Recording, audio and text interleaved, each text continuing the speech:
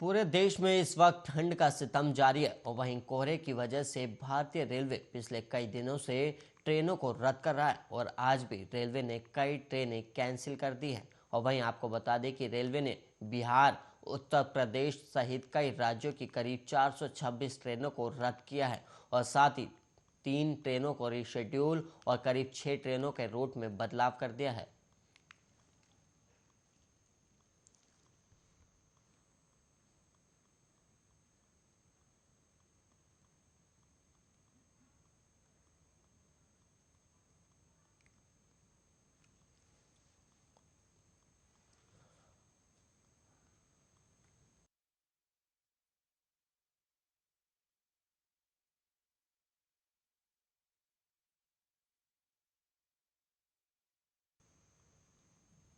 देश में जानलेवा कोरोना वायरस महामारी के मामले कल की तुलना में आज फिर कम हुए और देश में पिछले 24 घंटे में कोरोना वायरस के 2,35,532 नए केस सामने आए हैं और 871 लोगों की मौत हो गई।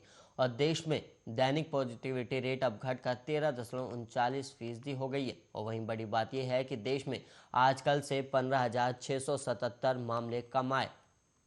और वहीं केंद्रीय स्वास्थ्य मंत्रालय की ओर से जारी किए गए आंकड़ों के मुताबिक देश में अब एक्टिव मामलों की संख्या घटकर 20,04,333 हो गई है। और वहीं इस महामारी से जान गंवाने वालों की संख्या बढ़कर 4,93,158 हो गई। और आंकड़ों के मुताबिक कल 3,35,439 लोग ठीक हुए, जिसके बाद अभी तक 3,83,60,710 लोग संक्रमण मुक्त हो चुके हैं। और वहीं बात की जाए राष्ट्रव्यापी टीकाकरण की, तो वहीं राष्ट्रव्यापी टीकाकरण मुहिम के तहत अभी तक कोरोना वायरस टीकों की 165 करोड़ से ज़्यादा खुराक दी जा चुकी है और कल 56,72,777 डोज दी गई, जिसके बाद अब तक वैक्सीन की 165 करोड़ 4,37,260 डोज दी जा चुकी है।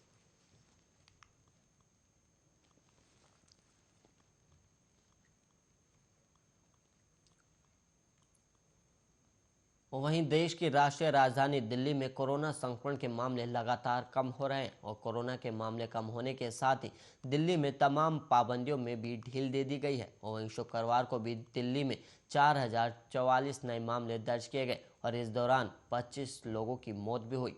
और वहीं पॉजिटिविटी रेट भी गिरकर 8.6% रह गई। और वहीं गुरुवार की बात की जाए तो दिल्ली में गुरुवार को 4,291 नए मामले दर्ज किए गए थे और इस अवधि के दौरान 34 लोगों की मौत हुई थी और पॉजिटिविटी रेट 9.56% रहा। और इसके अलावा बुधवार की बात की जाए तो बुधवार में दिल्ली में कोरोना के 7,498 नए मामले दर्ज किए गए और इस दौरान 29 मौतें हुई और वहीं पॉजिटिविटी दर 10.59 रही। और वहीं गौरतलब है कि 13 जनवरी को कोविड-19 के 28,867 के मामले आते थे और इसके बाद दिल्ली में कोरोना संक्रमण के मामले में गिरावट दर्ज की गई और शहर में 14 जनवरी को पॉजिटिविटी रेट 30.6% दर्ज की गई थी, जो महामारी काल में सबसे ज़्यादा थी।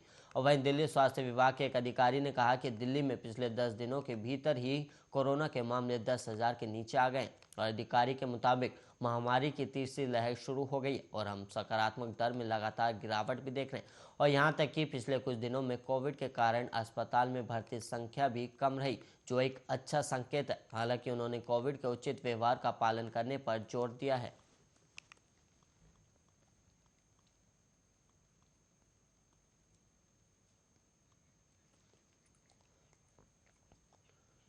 वहीं आज नई दिल्ली के केंद्र स्थित ऐतिहासिक विजय चौक पर आयोजित होने वाले इस साल के बीटिंग द रिट्रीट समारोह में एक नया ड्रोन प्रदर्शन इसके प्रमुख आकर्षणों में से एक होगा, जिसमें राष्ट्रपति और सशस्त्र बलों के सर्वोच्च कमांडर रामनाथ कोविंद की गरिमाई में उपस्थित होगी। और पहली बार इस प्रदर्शन को आज़ादी के 75 साल पूरे होने के उपलक्ष्य में समारोह का हिस्सा बनाया गया है, जिसे आज़ादी का अमृत महोत्सव के रूप में मनाया जा रहा है। और इस प्रदर्शन को देखने वाले गणमान्य व्यक्तियों में प्रधानमंत्री नरेंद्र मोदी, रक्षा मंत्री राजनाथ सिंह शामिल है।